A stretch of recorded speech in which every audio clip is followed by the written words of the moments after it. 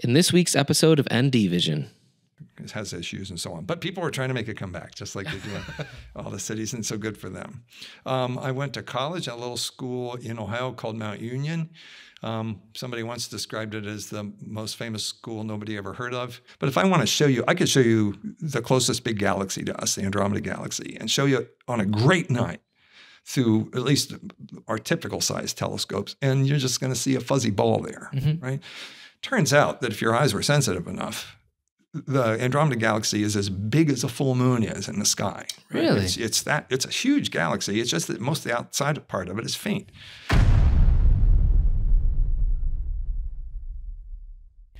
Hello and welcome to this episode of NDVision. Today I am joined by esteemed professor at Alfred University, Dave Toot, and Dave is the professor of astronomy. And hi, Dave. Hello, how you doing? Good. Did I say it right? You're the professor of physics and astronomy. But physics and astronomy. Yeah, that's fine. Astrophysics. Yeah. So Dave, every guest that I have on, I like to just kind of ask them to tell me about yourself.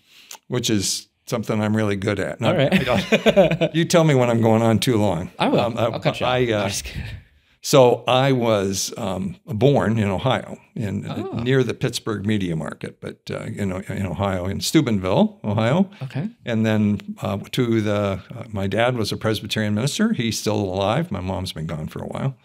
And I grew up a little bit in Hopedale, Ohio, and then East Liverpool, Ohio, which is sounds like a British name.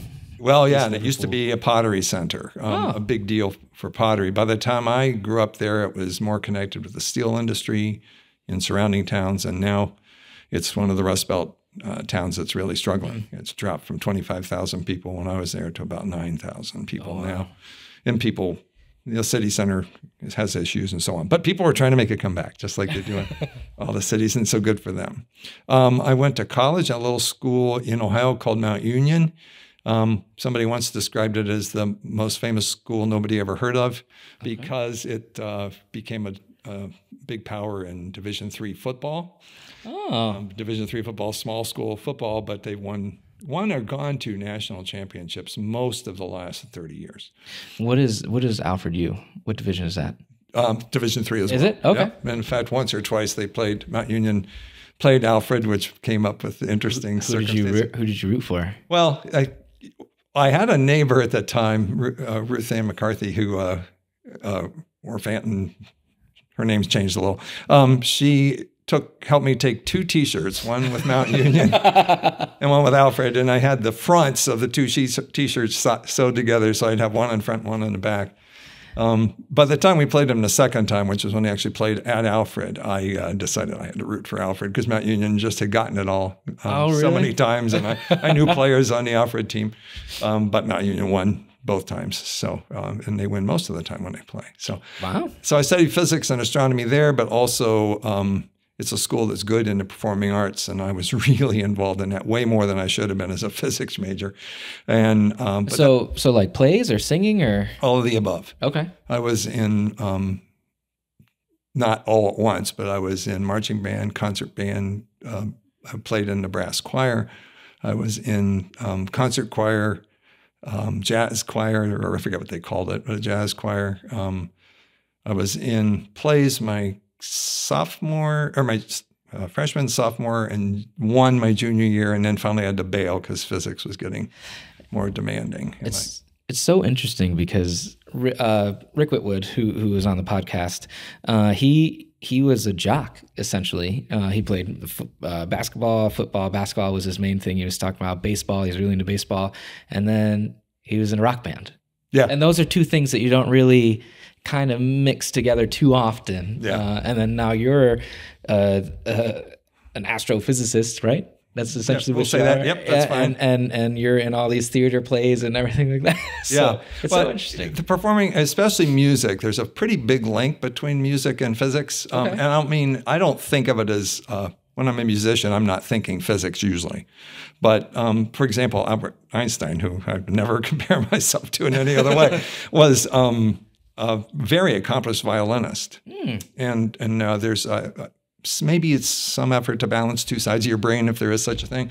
But so I've stayed in music. Actually, probably started music before science because I grew up in a minister's house. Right. Sang in church choirs from the age of 6 and all the way through high school and college, and continue. I've directed the church choir at Grace United for 37 years. So it's that, and I've been in the Alfred University chorus and the Genesee Valley chorus, and 2 plays in Wellsville. No, 1 play in Wellsville, 2 plays recently, in the last 30 years. Well, I was in Jesus Christ Superstar here in Wellsville. Yeah, here at the library. Was that the Players Club? Yeah, that Players. Yeah, they had a kind of a flurry of activity then, and then they kind of died out a little.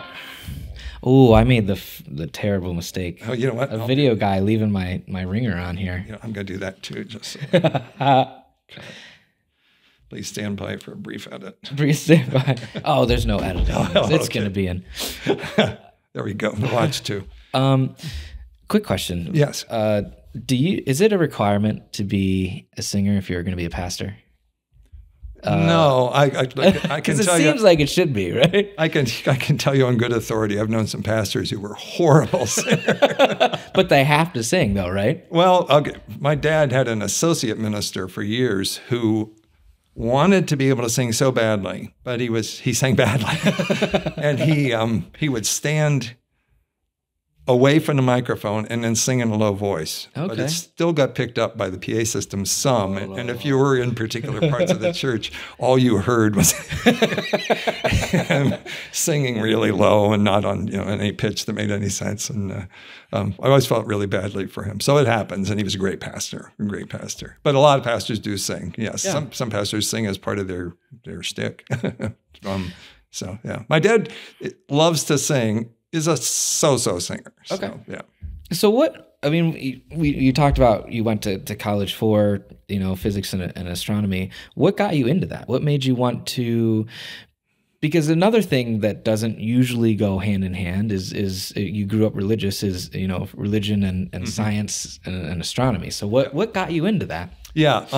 First of all, just to clarify how the religion and science thing works, especially in Christianity, there's a subset of Christians who take the Bible literally to the point of being a science book, and that whatever it says in the Bible about how the world was created is what is, what was. There's a much larger part of Christianity, and I think less well known to people, that don't do that. That take the Bible as a story about God's relationship with humanity, but also written by ancient people for whom talking about the Big Bang and how and even the different planets were actually different worlds and all that would have made no sense. Right. So I don't know. I won't pretend to speak for how God would speak to people, but I don't expect to read something in the Old Testament that then would be an accurate description of what science says. Sure. That's how I was raised. I mean, that's how it was in my own family, and including my dad as a pastor. So people tend to call that liberal Christianity, and the word liberal has multiple meanings, and sometimes it gets abused in this context. Liberal can actually mean a lot of things when it talks about Christianity, but in this case, that's what I'll use. Okay. So that said, it was never a struggle for me with regard to biblical literacy and science. Of course, when you're describing a universe that has, as a significant element of it, chaos. Yeah. Chaos theory. And the fact that there's violence and then long periods of stability and so on. It's not a simple merger of what the science tells you and what religion tells you. So I would never claim. Oh, and I always like to have a disclaimer. As soon as we start talking about religion, I'm no more of an expert on religion than the next guy, right? So with astronomy, I can claim some expertise, but I have studied a lot about my faith in general, and I don't, I would never claim that it's a very simple merger between the two, but I do find places of overlap, places of reinforcement, and places where it's better for me to think as a scientist when I'm doing science and to think as a religious person, as a theist, as a Christian, when I'm dealing with faith and with the meaning of life and so on. I would never trust a particular single scientific development that seem to prove the existence of God, and neither do I trust them if they claim not to prove the non-existence of God.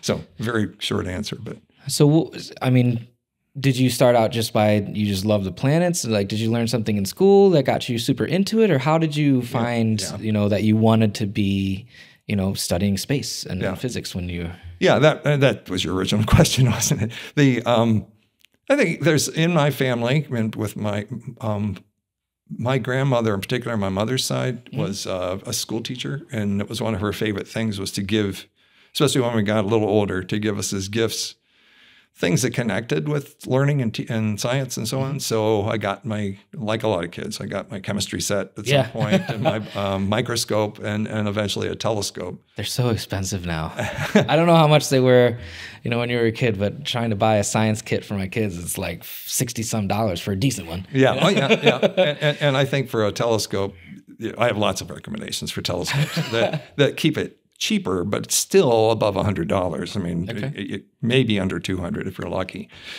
I think whatever my grandmother paid for my first telescope was probably too much, just because it wasn't a very good telescope. Oh, no. But I got interested. I used it for certain things. I then bought my own telescope at some point, but also wasn't that good, although it was on a decent mount. And then around age 15, my parents took us on the Great American Family Vacation. Those of us of my age remember when cars didn't have air conditioning, and I was in the southwestern United States in 100-degree weather with no air conditioning. Was it please tell me that it was a station wagon with a seat in the back. Oh, I wish. No. When I was a kid, I always wanted one of those. I still want one. I still want one. I do. Do they still call them Woodies? Yeah, because they had the wood on the fake paneling. Yeah, right. The rich mahogany. This was basically a 5-passenger. I believe that was an Oldsmobile. Okay, not a giant car. Although by current standards, it would seem kind of big. And so we went on this trip, and we went to the Grand Canyon. We were in Phoenix area. Between the Grand Canyon and Phoenix is the town of Flagstaff, Arizona, and it's home of the Lowell Observatory. All right.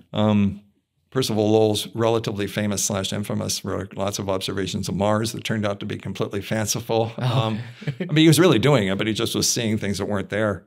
But the observatory is a serious observatory, relatively small. We did a tour there, and then got to see through, I can't tell you what size telescope, a decent size, not gigantic. And then there was a lecture. I was definitely set on fire a bit at that point. Okay. So, but the honest truth is, when I got to undergraduate school, I went in there thinking I'm either going to major in music or I'm going to major in physics and astronomy. Okay. The little school, Mount Union, could do both, just like you sort of can at Alfred now. And when I got there, you had to take music theory right away if you're going to be a music major. But in physics, you could take things you had to take math, but there was beyond that, there wasn't huge requirements that you're committed to it. So I just didn't do the music major piece by piece. Never did declare a physics major. At some point, somebody put it in for me, I guess. And so then I finished there. And then if you really want to work in physics, first of all, I really like small colleges. So in my experience at Mount Union is a big part of that. And I knew that was a good place for me to go. Even then, I was pretty sure I wasn't going to be a earth-shattering researcher. Right. So I applied to graduate schools. One of the places I got into was University of Colorado in Boulder. Oh, wow. Went out there. My life, I went through some rough bumps in my life at that point, but wound up coming back with a new wife. Were you married before? I was, yeah. Okay. And my first wife and I moved out there, and then we separated, and I met Kim, and we moved back. So you met Kim in Boulder. Boulder, and moved. She and her husband had split up, and she and I met each other after that. So around that time, so fate. Yes. It's fate. And that meant that when she and I got married, then she had 2 children by her first marriage, and so I had 2 stepkids, Abby and Chris. And when it came time to look for work, it was tough because their father at that time was living out in the Denver area, and we were about to leave. And take his kids, is how it was working out, away from him. Right. That was tough for everybody. I was trying to decide where to work, and believe it or not, my 2 options I had other options that came up after I already accepted, were a school in Los Angeles and Alfred University, if you can imagine differences. And I think I would have chose differently than you did, but well, if you think about moving into a 2-bedroom apartment with 2, and then it turned out to be 3 kids, and not being able to afford that as opposed to coming here. That's fair. Be cheap. Plus, we were between. Kim's family was mostly on the East Coast, and mine was mostly in Ohio. So we chose here. I think we both thought we'd be here a few years and then move on, and here I am 37 years later. So that's what we all think. Yeah, that would be here. But I mean, this area is an amazing place to raise kids. Yeah. I do wish that there was more for kids to do here, more options like like Rick had said that he owned a indoor putt-putt place. Yes. Or like a water park, like not water park, but like a splash pad or something that you don't have to go and pay to get into a campground to get, like, you know. I hear you. And even that's new. Yeah, I know, right? So I remember the indoor putt-putt place. Do you really? Oh, yeah. Wow. My stepdaughter, I think it's the same one. My stepdaughter hung out there some. It was where Napa used to be, or Whitwood Motors is. Yes. Yep. Yes. Yep. Wow. I never knew that existed until I talked to Rick Whitwood about that. Yeah. It was crazy. Well, seems like it really used to be a cool place to live back in the 70s and 80s. Well, of course, that would have been like the 90s. Was it the 90s? And a lot of the stuff, I look back at the things that you hear about being cool about Wellsville, and I think a lot of that stuff had already started to die out by the time I moved here. On the other hand, that left a lot of cool things still here. So, and the putt-putt thing came and went. Yeah, he said it was only open for like 3 years. Yeah, so that was a new thing, and it turned out to be quite the teenage hangout for a while. Yeah, before runnings came in, I kept thinking they should have put an indoor go-kart area in that space. As soon as you said indoor, I'm like, go-kart. Yeah, right, exactly. I'm sure there was a lot of people that thought that, because that went through my mind. Every man in Wellsville. So you obviously didn't go to LA, and you started teaching at Alfred University. And what year was that? 86. Oh my goodness. Yep. It was before I was born. And when we moved here, Kim was already 7 months pregnant with our son, who was born just before Christmas in 86. Mm-hmm. And our kids all went to school here through high school, except the youngest. The youngest, when he was the summer before his senior year in high school, he begged to go to Interlochen school camp for the performing arts in Michigan. Yeah. That's where Felicity Morrison went. Yes, and that's where, more to the point, Judy Balin's son Ben went when he was learning trombone. He's a professional trombonist now. Okay. That's how Dan really found out about it. And with thanks to Kim's stepfather in particular, we sent him to camp that year, but he went there with the notion that he was going to spend his senior year they have a high school there too, and he was going to spend his senior year there. And we kept saying, well, we can't afford that. But he said, well, I'm going to get aid. And he went there and he got enough aid that we couldn't say no. Dang. But we had to say goodbye to our kid a year early, and that was our empty nester. So it was, so it led to he's now a professional actor and faculty member at a small college down in North Carolina. Yeah, so Abby lives in New Jersey and near Philadelphia, and works in sort of the conference industry, really. Yep. And she has a son, Colin, who's 19 and starting in computer game design. That's training. Massive. Yeah, a lot of people like that. And my stepson Chris has 3 kids. So they live outside of Washington, D.C. in a town called Haymarket. Mm-hmm. And he works for Homeland Security, which is no doubt busy right now. And my son Dan works at Brevard. Is he a double agent? Well, let's hope so. No. Let's hope. Either way, if he is, I don't want to hear about it. You never would. You never would. That's true. Last to know. Yeah. So how did you start out teaching? Like, how did it go? What did you teach kids? Because there's so many new discoveries that I do want to get into. Okay. But how has that changed from when you started to? I mean, I know you're only part-time now, but how has physics and astronomy changed since the 80s to now? Teaching it, especially. Yeah, I'm going to separate for a minute the physics and the astronomy, even though to really do astronomy, you need to know a lot of physics, right? But numbers. But a lot of people take the intro course don't know any physics, and we have some people really terrified of math that come into that, so we don't lean into math and that. Terrified of math. That's why I married a math professor. Yeah. I was going to say, let's make your discussions at home interesting. So, first of all, every old professor thinks that the students over time get worse. Okay. Yep. I do think that students seem to be struggling more with the quantitative aspects, the math aspects of physics as they come in than they used to. That said, Alfred's also attracting some better students than they used to. So there's been sort of cross currents where some people, you get some really superior students and then some students that need a lot more hand-holding and in a good way. I mean, that's what they're paid for. Right. Faculty members should be hand-holding and helping people along. In astronomy, the changes have been, I think, spectacular but incremental. Okay. Right. And in some ways, that's the power of the older parts of astronomy, that they actually got some things right or right-ish. So there haven't been too many significant overturnings of the understanding of the universe. There have been some, and there's still some things happening that we don't quite have a grip on. Okay. Which, by the way, it's always tricky in the sciences to teach the science with authority, but not with so much certainty that you leave out the fact that not all of this is known, right? Because there's so many theories. So many, I mean, we could talk for 5 hours on theories on.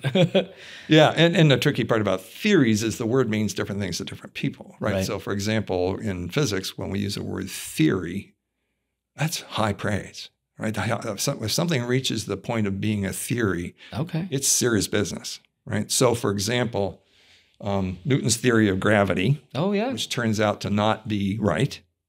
It's not? No, but it's right enough. Hold on. Why is it not right? Well, so it turns out that to really understand gravity, we have to move beyond Newton into Einstein. Okay. Right? And Einstein's theory of gravity at the sort of scales where you and I live completely agrees with Newton's theory of gravity. Okay. Completely agrees. But when you get into other scales, in particular scales of very massive objects, close proximity of objects that are very massive, Newton's theory doesn't make the right predictions. It doesn't make spectacularly wrong. It makes incrementally wrong predictions. Right? So that people trying to fix Newton's theory, we're trying all sorts of different things. And then finally, Einstein kind of looked over here and said, I'm not going to do it that way anymore. And came up with a way of thinking of gravity that's almost impossible to visualize easily. But so Newton basically said, I don't know what gravity is. I know how it behaves. And it behaves this way. The further away objects are, the weaker the force between them. The more massive they are, the stronger the force between them. And in a very quantitative way, a formula. And it worked to predict the orbits of the planets almost. Okay. Pretty accurately. But he didn't say what it was. I mean, and in science, in some ways, we never say what something is. We just say how it behaves. Yep. But Einstein, people had noticed that if you want to look at the orbit of Mercury, you look at it really carefully, it doesn't behave right. The orbit changes its orientation slowly. And Mercury is the closest planet to the sun. Closest planet to the sun. Yep. Remember, just for those of you who didn't know. Yes. And remember I said massive objects in close proximities is where the rules break down. That's what we're talking about here, right? Okay. So it's a small effect, but over time they said, well, it's because of Jupiter. No, it's because of the Earth. It's because, and they tried to factor in all these other terms, and that wasn't right. It wasn't fixing it. And we can spend all day on this, but Einstein basically said, we're thinking about gravity the wrong way. Yep. He said, gravity is, and I'm jumping lots of hoops here. That's okay. Hurdles here. Gravity is the effect mass has on space-time. Oh. And space-time becomes, in Einstein's theory, kind of an entity. I mean, not with a personality, but kind of a thing, a single thing, space and time. And that the presence of matter in it bends it. Okay. And that bending is in a direction we can't possibly point. You'll see all sorts of analogies where you say, put a bowling ball on a bed sheet, and the bed sheet gets bent. And that's nice, but that's a two-dimensional surface being bent in 3 dimensions. Somehow, with Einstein's gravity, we're talking about 4-dimensional space or 4 space-time and 4D. then being bent in a 5th direction. And so you can't visualize it. Right. But the ultimate test in science is, well, what's it predict? And you plug in Einstein's theory of gravity with Mercury and the sun, put them in orbit, and Mercury's orbit does exactly what we see. Right. So Einstein predicts exactly what Mercury does. So that's an example of a theory. Yeah. Right? That's how we got here, was talking about theories. It's Einstein's theory of gravity. It's the theory of general relativity, right? So that's a pinnacle. In physics, and this is I think, a fairly limited use of the word. In physics, the word law almost always it involves an equation that you use without justifying it. You say, well, this equation works. And in some ways, in fact, when I said Newton's theory of gravity, there may have been a few people cringed if they were listening, saying, well, it's really a law of gravity because it's just an equation. And there's no explanation for why it works. It's just that it works. Right. And so there's other laws in how a spring works. There's a simple law for that. And so the word law is actually less than a theory in many ways in physics. It's not like something that's on the edge of being wrong, although everything in science could be wrong. So is E equals MC squared a theory or a law? It's the result of a theory. It's the result of a theory. Yeah, it's a result of the special theory of relativity. Moving back to Alfred, and I had asked if students now are different from students back then. And the reason I asked that, because I was wondering what it's like with the YouTube generation. And what I mean by YouTube generation is if I want to know something, and even in my job today, if I want to know something, I'm going to watch it on YouTube and I'll know. Although, I mean, I'm sure in astronomy and physics, there's multiple different mindsets. But for what I do, it's just like, this is how it's done. Yeah. Do kids come in, after watching other people, as a teacher, especially in something that's so broad as astronomy or physics, are there kids that come in and are like, well, you're wrong because I watched this YouTube video and this is what this person says, and it makes sense. I don't think I've ever heard anybody say I was wrong. Okay. I have pointed people to Khan Academy on occasion. And in Khan Academy, I haven't looked at it in years now, but did a really good job of some of the same kind of things that we try to teach. And some often the same way, just saying it twice sometimes. I think in terms of YouTube generation, it's certainly true. Okay, that's probably too strong. Most professors would say they think the students ignore their textbooks way more than they used to, and they pay way more than they used to, or at least my division at Alfred has basically gone completely to free online textbooks, with a few exceptions for particular courses. So, but if you want to buy an intro physics book now, kind of the classic ones that are being used around the country, hopefully good for 2 or maybe even 3 semesters, you're going to pay $250 for a new one. When I was in college, I paid $25 for that. And minimum wage back then was about $250, and minimum wage now in the country is still $750, right? I think. In the country, New York State, I think is 14. We're almost at 15. Yeah, we're about to hit 15. Unless you're working at McDonald's, Burger King, then you get 15. Yeah, but you think how long it took me to work to get a textbook? 10 hours. And take a student, especially somebody in a state that gets $750, they'd be working for weeks and weeks. So I think students ignore their texts more. I think I'm a little surprised students don't seem to take notes like they used to. It's almost like that's been discouraged along the way, maybe. And I get it in some ways because sometimes you can get completely focused on note taking and not really learn something. It goes through your brain into your hand, and that's it. But one thing, this is the last time officially that I'm teaching my astronomy lab, and one thing I've been actually doing is when we do when they submit a report on something they observed, I'm asking them to submit their notes too. Actually, Nicole started doing that. Oh, okay. She well, I guess not necessarily notes. With math, she wants the kids to submit their work.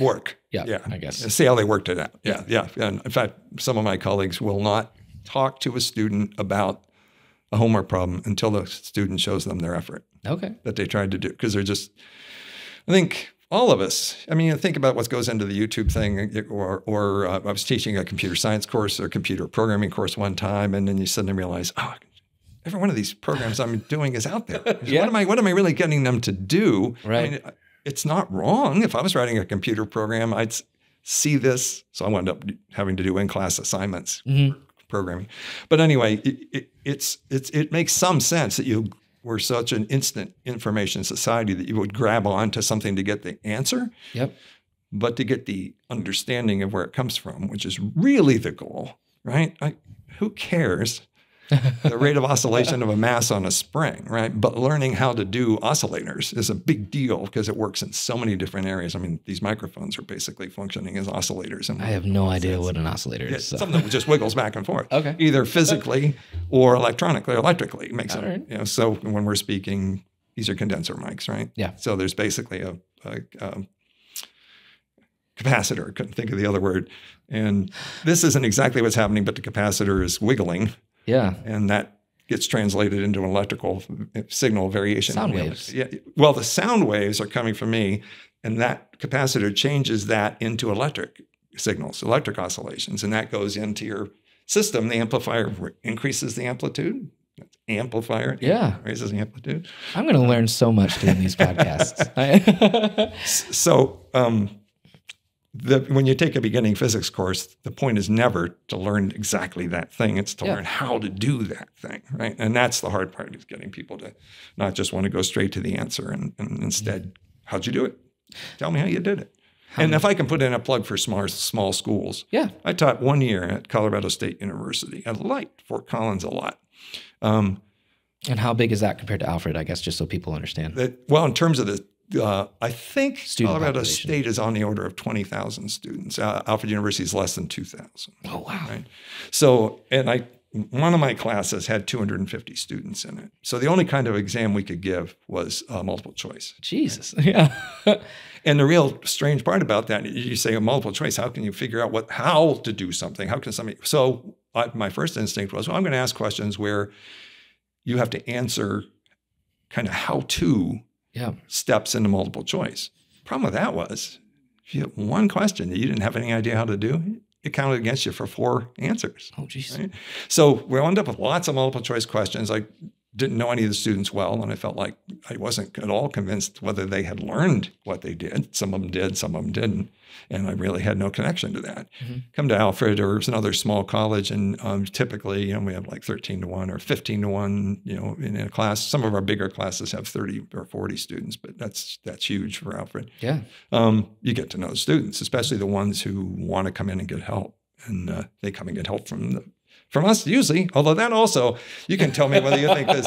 I think students came to me less and less with time. And I have 2 theories about that. One is that they don't want to, for some reason, students are more embarrassed when they don't know something than they used to be. Oh. And the other is, I think the older you get, the less students want to talk to you. See, I would be the opposite though. I would want to talk to the, I would just trust the older professors more, that they knew.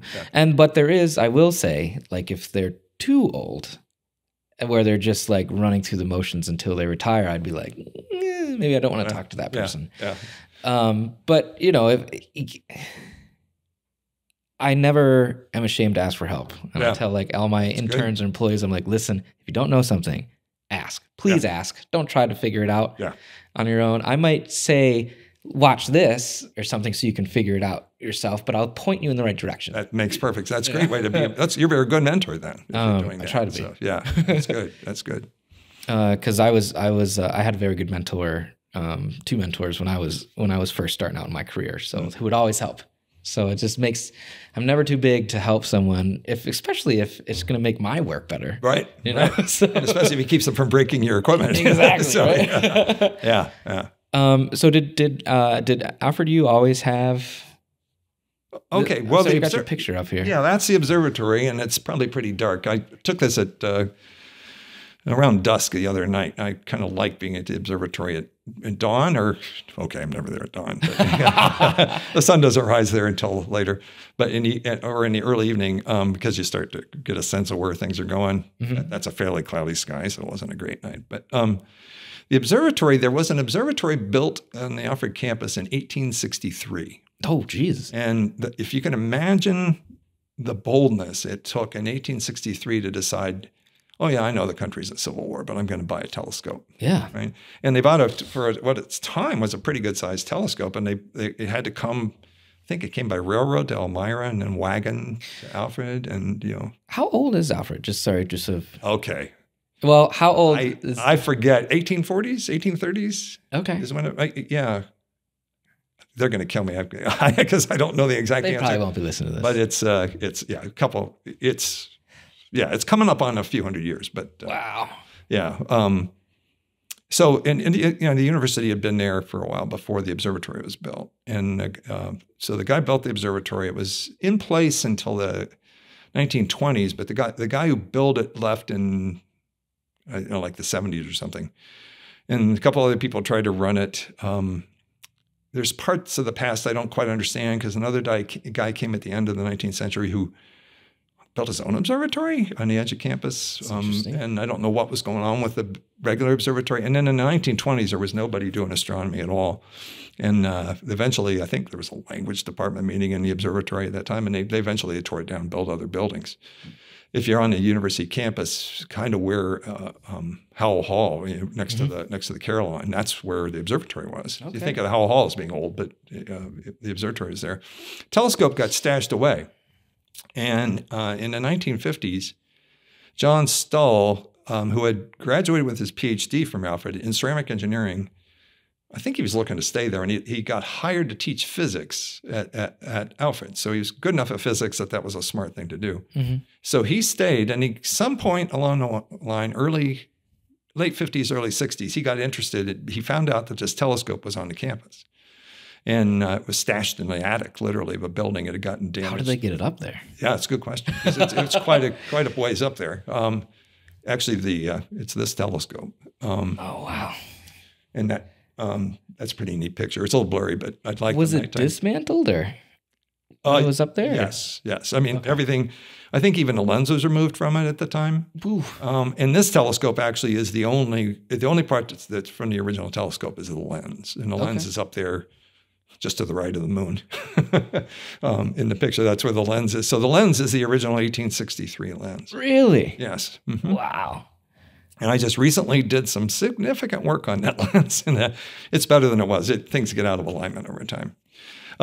So then he got that out and started using it, and he would literally put the telescope up and down, this big thing, every night. And then he got it so it was kind of under a cover, but he took the lens home and put the lens in every night. And then in the 60s, he invented a piece of equipment called the linear air track. It's designed to teach physics. They're less popular than they used to be, but many, many physics departments in high schools and colleges had them. It's basically if you imagine a long tube, triangular shape eventually, that had holes drilled in it, and then air pushed into it, and the air would come out through the holes and make a little bit of an air cushion. And then a piece of metal shaped kind of like this would sit on top of it and would glide almost frictionlessly. Okay. So he had seen something else, and he invented this. It actually took off, and he started making money from it. And he took that money, and the university together started building the observatory. Mm-hmm. So we go back to this. Over time, we accumulated. There's two telescopes not shown in this picture. There's to the left in the picture. And over time, he built 5 telescopes, always buying the optics. Yep. Built 4. And then we've since then bought some commercial telescopes and replaced some of the ones he built. Okay. But there's still 2 of the ones he built, and then the refractor, the one I had the picture before, is one he substantially rebuilt. And what was this gentleman's name again? John Stull. If you know Peter Stull, the bicycle man. Okay. That's his dad. All right. His dad. And his... the bicycle man in Alfred. Okay. Yeah. And his, by the way, Peter's mom, John's wife, Paula, just died a couple of weeks ago. So that she was in her 90s. And they were both great people. John died several years ago. Over time, the observatory got to be this 5-dome thing, then a little baby dome that you can just see in that picture. And different telescopes have been in and out. But and then I took over as director sometime in the 90s. And now, with me retiring, there's a new guy. His name, excuse me, his name is Joshua Thomas. Yeah, I better do that. So where is this located now? Okay, so if you know, the easy way to tell people from Wellsville to get there is you go into Alfred from the south, and you turn east on Terrace. and terrace, if there weren't for some big house, it would go right into the observatory parking lot. But there's a house in the way, two houses. So you wind up taking a right and a left and a left. So you go around and then you're at the observatory. So it's in the southeast corner of the campus. Okay. The nearest campus building to it, because it's a ways off campus, are probably the apartments, as people call them, at the southeast of the campus. It's open to the public, by the way, on Friday nights from 9 to 11, if it's clear. Yeah. And there's a Facebook page that pretty soon we'll start doing. In the transition between me and a new director, there's some things that we still haven't ironed out. One of them is getting him on the Facebook part of it. Because, as they say, Facebook is for grandparents, and I'm the grandparent, and he's the young cool guy, so I got to get him in there. But I disagree. Yeah, well, you post nice stuff on Facebook. On behalf of grandparents everywhere, thank you very and real quick before we go more into it, what is a perfect clear day? Like what type of day should people look for if they want to go to see the best results? That's a good question. If you moonless, like new moon. Well, see, that depends on the person. Astronomers learn to appreciate moonless nights. Yeah. Okay.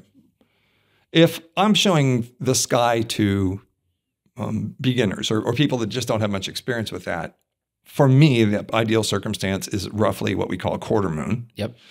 And with Saturn in the sky. Okay. And Saturn is in the sky right now in the evening. I like quarter moon because if you stop and think about what you're seeing, remember the moon, like the Earth, is always half lit. Yeah. I'm always half lit. So that when you're seeing quarter moon, you're seeing the moon from the side. So one part is unlit, the other part lit. Sun's over here shining on that. So when that's the case, you're having along this edge where it turns from day to night, you're having long shadows. Yeah. Right. So this long shadows make it easy to see lots of relief features on the moon. Okay. If you have a full moon over here, the sun's shining on it that way, all the relief features are kind of washed out. Their shadows are as small as they can possibly get. Yep. So you don't see as much. So full moons are just annoying to me. I mean, not to werewolves. How did you know? So I like a quarter moon, but there's always cool things in the sky, and it's so unpredictable when it's going to be clear around here. If somebody just looks out on a Friday night, now you got to be careful because we're not open. They're not open in December or January. Okay. They stop with the Friday night stuff in May, and they switch eventually. It's May, June to Thursday nights, okay. And that's a little later because of it's dark. Right. It's dark later. I feel like cold weather would be better to go out just because of the. Well, the night's longer. The night's longer. Yeah. Of course, it's cold, yep. And in our domes, at least where the actual telescopes are, there's never any heat there. If you had heat, then that would cause the air to move, and you would not. It makes everything blurry, like looking over a charcoal grill. Right? Okay, I didn't think about so that. And plus you're opening the roof. Yep. Right. So to have like in this picture, by heat. Yeah, that's right. You'd have no heat in there at all. So except it would be making things move. So this doesn't look like a particularly good night in this picture because there's some nice hazy sky and clouds. But although you could look at the moon, that's clear. The moon's clearly there. But it looks pretty full though, so maybe not optimal. What about kids? When's the best time to bring kids? Anytime? Yeah, well, I think that's one thing that's really great about the fall and spring. I mean, before we switch to summertime, because it's not as late. So late. Yeah. And it's a Friday. Yeah. Right?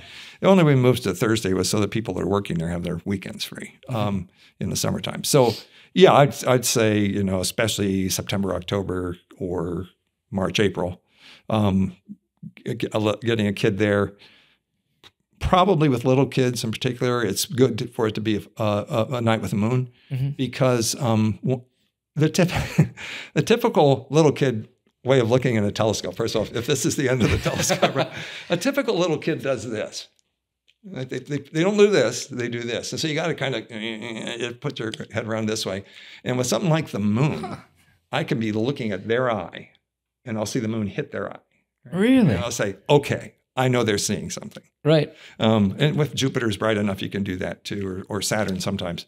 Other than that, you can often, what do you see? And they don't want to say they don't see anything. So it takes a while so making sure they see something is important. And I think so the moon and Jupiter, those kind of things. as they get older, kids, I think any time is fine. And I encourage people to do that. Yeah. Talk about things to do. It's not like we are a teenage hangout over there at the observatory, but it is something to do on a Friday night. It'd be a good date night activity, I feel like. There's a guy, I will not mention his name, but his wife told me that he actually was involved with the observatory, and he said their first night that they were seeing each other, that's where he took her, was to the observatory. I feel like that would be pretty romantic. Yeah. Like, look at the stars, I named this one after you. Or something. Yes, yeah, right. So the observatory has been there for a long time. Yeah. Obviously, it's moved. What's your favorite thing to look at when you go up there? My favorite things to look at will change with time, but my favorite thing to show people is Saturn. Saturn? There's a lot of things that when you look through a telescope, all the images we see, these days, many of them are taken from space. And then even the ones taken from the ground are time exposures, right? So that you see all sorts of details and things. But if I want to show you, I could show you the closest big galaxy to us, the Andromeda Galaxy, and show you on a great night through at least our typical size telescopes, and you're just going to see a fuzzy ball there, right? Turns out that if your eyes were sensitive enough, the Andromeda Galaxy is as big as a full moon is in the sky. Right? Really? It's a huge galaxy. It's just that most of the outside part of it is faint. So that often when I show people something that for me is remarkable, I'll say, wow, I can't believe I'm seeing this. And they'll say, look, there's just a little fuzzy thing here. It is possible, I've only done this once actually myself, but it's actually possible to show someone a quasar, but a quasar it looks like a star. Okay. And in fact, John Stolbach used to do the same thing every time. He knew exactly what that field looked like. So he knew which one wasn't the star, that it was the quasar. And then it was really brilliant. He put his fingers on the person's back and say, okay, you see this star? And you see this star? This is the quasar. Okay. And it's amazing how well that translates into seeing. So a quasar would be something that's 7 billion light years away. Jesus. Yeah. We could never get to it. True. In our lifetime. So that sometimes just knowing what you're seeing makes it more interesting. Yeah. But I'm a solar astronomer, right? So that for me, looking at the sun is the thing. And that's in some ways the easiest thing to see, right? But of course, it's the most dangerous. You have to have everything just right. So next year is your year then. You mean because of the eclipse? Yep. Yeah. I've got some stuff here to say about that. But we even have a fairly nice setup at Alfred to do solar observing different kinds. You can look at the sun at all wavelengths and just keep them all way down so you don't damage anything, or you can make very narrow selections of wavelengths which show you different things about the sun. And so we've got a setup to do that. And I've just had some students over there the other day taking some pictures of that. I don't think I threw one of those in this mix. But can you set up a camera into it? Oh yeah, absolutely. Yeah, absolutely. I'd love to do that. Oh yeah, we can do that. You can do video with it if you want to. I do. What we're using on it right now is a Canon mirrorless telescope camera. Yep. But I have adapters. Well, I don't know. I use Sony mirrorless. This is a Canon lens mount, so this is the EF mount. Okay. Canon's mirrorless is different than the EF mount. It is smaller. So now I have a couple of adapters for Canon instruments, Canon cameras, but so sometime we'll work that out. And you can also do it through this telescope up there, with like at the moon actually you can take time exposures and do anything. Lots of our students will just. We'll walk up to the telescope, put their cell phone on the eyepiece, and take a picture. Yeah, cell phones are crazy. And it works out. Yeah. Some of the pictures you put up, I think you've got better exposure control on your phone than I have on mine, but it still. I took you probably a picture have an iPhone. Yeah, afraid so.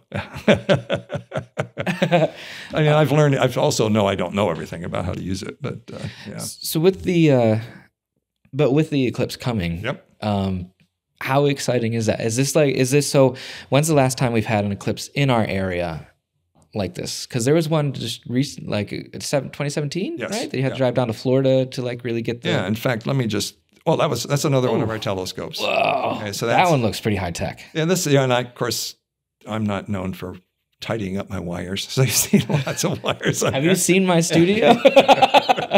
Yeah, so that's our 24-inch telescope. We have a 32-inch telescope, which is under currently undergoing an upgrade, but it was more. So does that mean the circumference of the lens? Or? The question, yeah. Okay. If you imagine, the reason that's important is if you imagine what happens to your eyes in dim light, your pupils dilate. So now imagine your pupil dilating to 24 inches or 32 inches. Yeah. How much more light you can take into the instrument. Yeah, this was given to us by, we have a sweetheart arrangement with a guy named Wayne Rosing, who used to be vice president at Google, who gives us stuff that helps us out. Long story, and I'll tell it some other time. But I'll come back to this picture, but that's a picture during a total eclipse in 2017 as it got going. Okay. This is when and remember now, what causes a solar eclipse is that the moon passes directly between the Earth and the sun. And it casts a shadow, but the shadow is quite small on the Earth relative to things. So you have to be within what's called the path of totality for the moon. It is a coincidence that the moon usually is the same angular size as the sun in the sky, so it can just cover up the sun, and then we can see the outer layer of the sun called the corona, and that's what most of the fuzziness here in the picture called the corona? The corona. Here's a better picture. Whoops. Oh, I hate it when that happens. Go away. There we go. There's a better picture of the corona. Here's another picture with a different exposure. And is this all taken in 2017 at Alfred, or are these pictures that you... So the story is that we went to Missouri. Okay. 14-hour, one-day van trip to Missouri. Took 13 people, I think. Stayed at a United Church of Christ church camp that I figured out was in a line of totality. Stayed 2 nights. We stayed 3 nights. We got there, stayed 1 night. The day before the eclipse, we practiced everything. Yep. A couple of people in our group went over to, I think it's called Chacoy. There's a Native American ancient mound site not too far from central Missouri. It's over in Illinois. Okay. They went there. And then the next day we watched the eclipse. We stayed that night so we'd avoid all the traffic, and there was huge traffic, and then we drove back. I was a little excited.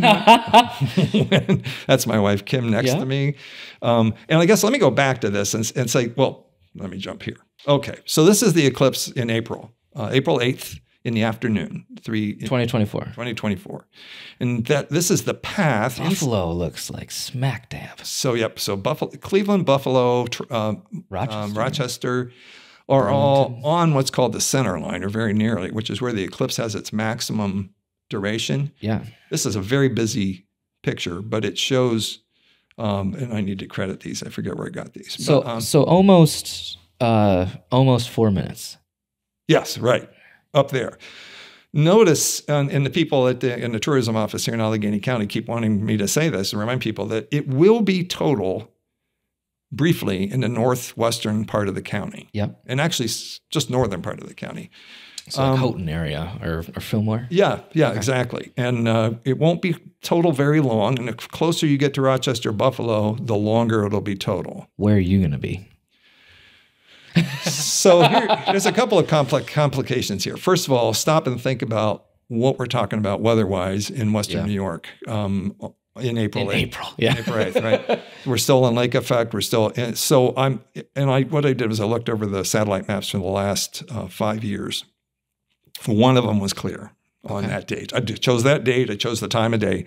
And one of them was clear. The other 4 were cloudy. One of them was partly clear, so that it might have had it. And that was for all of Western New York.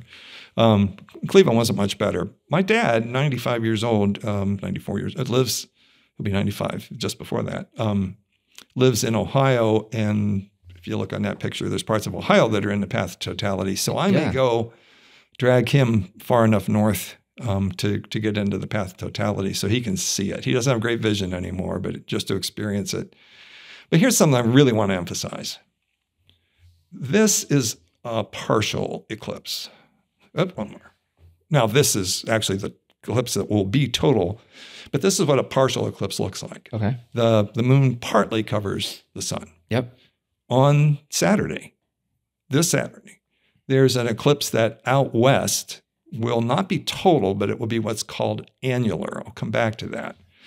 Here, it will be partial. And when the eclipse is ongoing, it will cover about 25% of the sun. And I chose this picture from the 2017 eclipse to represent what 25% coverage looks like, more or less. So now imagine just moving that thing across there until it covers almost all of the sun. Yeah. That's what we'll see in Wellsville. Okay. But we will see nothing of this. Okay. And again, remind me what the light around it's called the corona. The corona. Okay. And it is part of the sun. And Yep. In fact, it's a weird part of the sun. It's actually hotter than the surface of the sun. Really? But extremely low density. So we won't see the corona in Wellsville Right. or Fillmore area, but if you go potentially to Buffalo or Rochester, Well, if you get up to Fillmore, you will see it briefly. Oh, okay. You'll see it briefly. Like the closer you get to seconds? Rochester, I'd have to look that up. It's the closer you get to Rochester, basically that center line, the longer it is up until about the 3.5 minutes that we were describing before. Okay. Here's what I've been telling everybody. Some people at Alfred University were saying, what can we do on campus for the eclipse? And I said, close school and send everybody elsewhere. Yeah. Because it's not the same. Mm-hmm. 98% coverage is roughly what it'll be here, is not 98% of the fun. Okay. It's a few percent of the fun. You got to get into the part of the path of totality to really enjoy that. Book your hotels now. Well, it's probably too late. Is it honestly. really? I was a little surprised. I thought maybe even Alfred's Inn would be booked, and it wasn't about a month ago.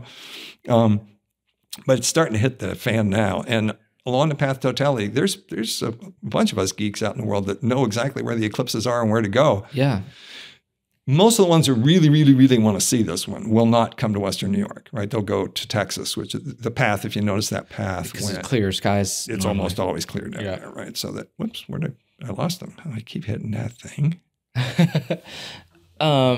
This map, wherever that map was. When's the last time that we've had the path of totality in our area? I don't know. It'll be centuries. Really? Yeah. So this is a really big deal then. There's another one in 2154.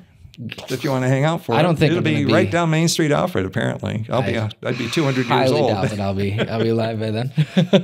Yeah. What year did you say? I'd be 254. I was born in 1954, so it'd be I'd be 200 years. 2150, you said? 2154, I think. Yeah. I don't even think my kids will be alive then. Yeah. Who knows? They're talking about 1,000-year-old people at some point, but. Yeah. So if anybody, I was just hearing the Buffalo Public Schools is thinking about closing. For that day. Yeah. And the one thing that's tough is It'll probably be gridlock traffic, I imagine. Look for this. You can find it online. I didn't bring a picture of it, but there's a video of Google Maps during and after the eclipse. And the red they put in for traffic it grows along the path, and you can tell the way the sun's moving in the path. That path went from sort of Oregon to South Carolina. Yeah. In the middle of right over here in Illinois is University of Southern Illinois in Carbondale, Illinois. Oh my gosh. It's on the path of totality for both this eclipse and the last eclipse. I can't believe that they got that lucky. And I know that the last eclipse, they put people in their football stadium and they all watched it that way. I wonder if Rochester, Buffalo, because there's stadiums up there that are open air stadiums. Like the Red Wings are open air in Rochester. Now, let me say a little bit about safety. Okay. First of all, back in 94, there was I'm jumping around, but let me show you another picture. So this picture is showing us the eclipse that's going to happen on Saturday out west is going to look like the picture on the left. Okay. It's called an annular eclipse. And what's going on here is that the moon isn't always the same distance from the Earth. Its orbit's elliptical, so it can be further and closer. So the eclipse pictured on the left would have been total if the moon was closer. Right. Because the moon's further away, the bright part of the sun shines around it, and you can't see the corona. Okay. Right? The corona is not visible. One on the right is a total eclipse, and so there the corona shines. The corona is very, very dim, but if you cover up all the sun, then it competes with the things in the sky. So in '94, there was an annular eclipse. I think it was '94 in Alfred. Okay. Right? And we had people come and look at that, but it's nothing near as spectacular as total. So what? I guess I just don't understand. For me, who's not into space and solar astronomy, is what's the difference between the two, and why is it like a big deal? I mean, one's yellow and one's white to me. So what's the? I mean, there's several ways to answer that question. For complicated reasons, the first total eclipse I saw was the one in 2017. You have to travel the world to see them usually, so to have one in Missouri was quite close. I missed an opportunity to see one in Montana when I lived in Colorado. That was a terrible mistake, especially in my field. it used to be that's how we learned about the corona. And the corona does things. Okay. I mean, it conducts energy to the Earth and so on. But the real truth is that it's rare to see. Okay. And spectacularly beautiful. I mean, it's just hard to imagine. To look through these types of glasses, right? Well, I'll explain how these work in a half second. Well, I'll do it now. So here's the thing. And I know I lost my own train of thought earlier. In 95 or 4, whenever it was, they had this annular eclipse. I can't remember what I sent. I may have actually sent eclipse glasses with my son to school, my stepson. And if I remember rightly, the story that I'm telling myself is anyway, the teacher refused to let them even look out the window because she was afraid of what would happen to them. And it is possible to look quite safely at the sun in an eclipse. And when it's total, during totality, you don't have to have anything on your eyes. Okay, you can look right at it during totality. The tricky part is, so this time here. Yeah. That's what I'm doing. See, I've got nothing over my eyes. And it's that bright? Well, that's what's left is, of course, the exposure probably adjusted. Right. But it still looks, because I have terrible night vision, like terrible night vision. So you will see stars. Okay. In the daytime, but only the brightest ones. All right. Because I can't see stars, like aside from the North Star, I can't see stars just looking. Even on like a very clear day, I might be able to see 3. And Nicole's like, look at all the stars. But because I just can't. I'm sorry. That's I know, right? That's why I use my cell phone. Yeah. Well, my left eye, I had a problem with it. So I doesn't see well in the dark anymore. But my right eye can see pretty well. But I think you would still see. Really? Yeah, I think so. Yeah. Okay. Yeah. And by the way, the one thing that I also forget or didn't really reason through, even though it's true, these pictures are all taken kind of as close-ups, basically, telephoto lenses and stuff. It's actually amazing how small it is. Right. If you think about the size of the moon and now put the sun up there and then the corona is slightly bigger than that, that's all the bigger it is. So you got all this stuff going on, but it's actually kind of small in the sky. I've got a photograph that I didn't think to put in this mix that shows that. So somebody else took it, and it's like a wide angle image. It shows the ground and everything else. And this little bitty solar eclipse up and stuff. It's really quite striking. So I think the main reason to go to those is because they're beautiful. Okay. I mean, it really does come down to that. A perfect time to propose. Yeah. Annie Dillard, you know who she is? She's a writer.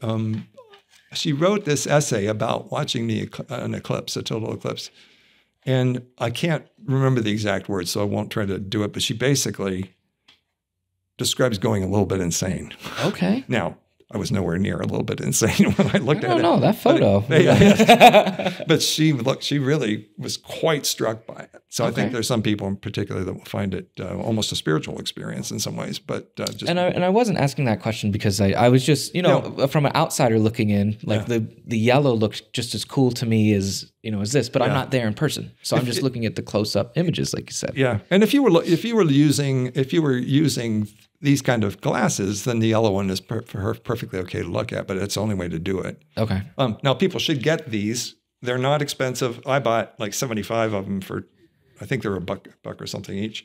I think the county's going to have their own, right? Too. And I saw Buffalo was going to pass them out. So, but there is a little bit of a, it sounds like, well, duh, how you use them. But sometimes people just don't think. If in order to use these, you don't look at the sun and put them on. You put them on and look at the sun, right? Yeah. So I almost always tell people, put it on, look down, and then I'm not going to get it through the earphones, and then look up. Now, of course, you and I aren't going to see a thing. Right. No, it's straight black. I'm looking at directly into the brightest light I have in here. Yeah. And I can't see anything. And there are other ways. I think welder's glasses, you have to be careful. They used to say welder 12, but I don't think they like that anymore. I have a picture of the old studio that I worked at. We were using paper plates just with holes punched in them to look at it. Well, I'll tell you what, if you use paper plate with a hole punch in them, don't look through it. The way that should work is as a projector. Oh. And so you use a pinhole can be used to project an image of the sun on another surface. We had a guy that went with us. We were looking right through it. Yeah, not a good idea. I had the camera lens in it, but no, Bob Myers, who teaches anthropology over at Alfred, I think he made a bunch of pizza box pinhole projectors, so that you can put a hole in one side and then have it reflect down or project down onto the surface, kind of like the old camera obscuras, where a hole in the wall that of a room and that kind of thing. So that you're doing that.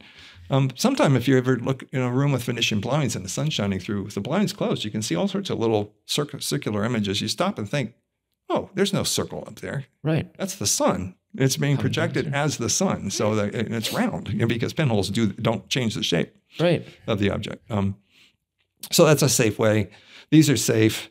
There are a number of things you can buy that make cameras safe. Do like the little I wouldn't even perspective. No, I wouldn't do that.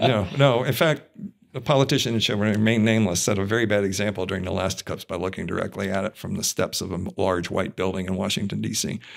It was just stupid. Well, I mean, but there is, when it's at totality, you can't take these off. Yes. So for that 3 minutes and 40 some seconds, if you're in that path. Yes. But when should you, first of all, when should you take them off? Okay. And second of all, when should you put them back on? So what's really nice is if you have somebody, and this is getting fairly involved, at places where people are like taking real data and working on these things, there's always somebody who's got the exact time being broadcast, right? And so you know the exact time. Yep. And there'll be somebody shout out, uncover, because usually most of the people that are taking pictures will have had filters on before the totality. In fact, let's go back and look at this picture. This is the brilliant scientist rejoicing in the presence of the eclipse of the sun. Yeah. Notice to the right, the telescope has a large silver thing over the front of the telescope. That's because the brilliant scientist forgot to take it off because it was taking pictures at intervals. And I forgot for, maybe 30 seconds. And it was about a 3-minute eclipse. Okay. So then I took it off and got some pictures. But you can tell right there I was making a major mistake. But that thing at the top of the telescope there to my right is a kind of add-on filter you can get that make it safe to use a telescope or a telephoto lens or whatever. But when you get ready for the what I would do if I were going without a bunch of other folks around to help, first of all, your cell phone's a very accurate clock. I'd make sure I knew approximately the time, and there's ways to find that, of when totality begins. And then I'd wait a second or two. Okay. But once it's total, you'll have no doubt.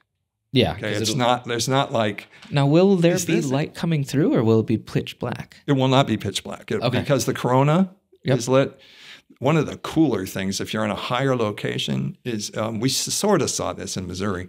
You can look way off in the distance, and it'll still be in the sunlight.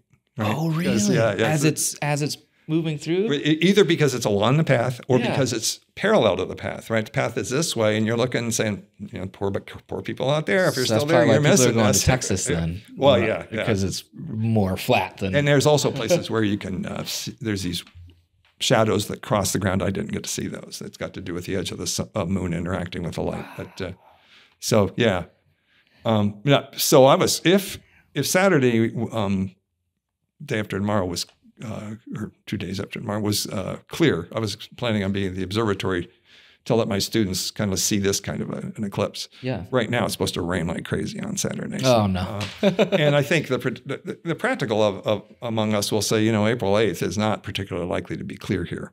I would still cancel school on the possibility that there was just enough of a thing. And then make students report on what they did or what they saw or something like that. Like you said, it's not going to happen for another 100 and so years, 150 years. So. And like next October, not this, a year in October, there's another annular eclipse, not with the corona, out west again. And people that I have a friend, Henry Niebel, who taught at Alfred for a while. He got into just going wherever. It gave him an excuse to travel. So I know he's been to Iguazu Falls in Brazil, and he went to La Paz, Mexico, to see an eclipse. I'm not sure where else he went after. What it would look like in the Arctic. Yeah, they happen up there. It must be interesting. Where does it happen the most? Is it all sporadic, or is there like Antarctica, or that happens quite a bit? Because of projection effects, the curvature, it probably isn't all that common at either of the poles. But I don't know the answer about how it is at the poles.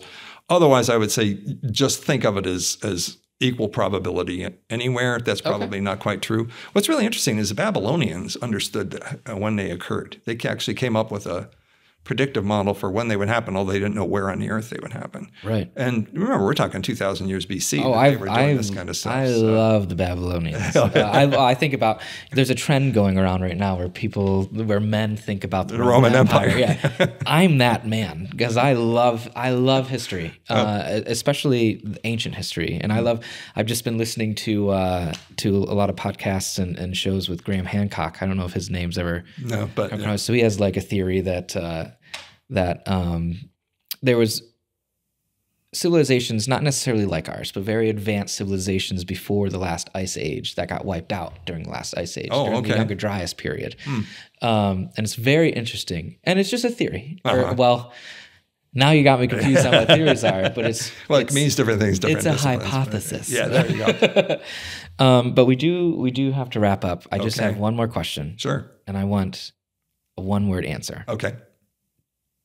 Do aliens exist? Don't know. Oh, that's 2 words. No, but I really appreciate you coming on and explaining about the solar eclipse that's going to happen next year. So April 8th, 2024. In the afternoon, roughly 3. Roughly 3 o'clock. That's when it gets total, 3:30 or something. Yep. If you have not booked hotels, maybe you have a chance. But anything cool going on at AU that you want to talk about aside from the observatory being open? Let's see. I can't think of anything off the top of my head. The new guy, Josh Thomas, is going to be arranging for some things having to do with the eclipse, so the people should stay tuned for that. And a bunch of interesting changes have occurred within the astronomy and physics program. It doesn't matter as much as people might think, but we now have Bachelor of Science degrees in physics and in astrophysics. Okay. And there's some other things making it easier to double major and things that are underway. So that's cool for the students that are particularly interested. But in the meantime, always check out the events calendar for Alfred because there's lots of things that the rest of the county should be paying attention to. Cool. Yeah. Well, thank you for coming on, Dave. Thank you for inviting me. I really appreciate it. All right. I'll see you on the 8th. Sounds good. You, me, and my dad. Yeah. Right. I'll go to Ohio. Okay.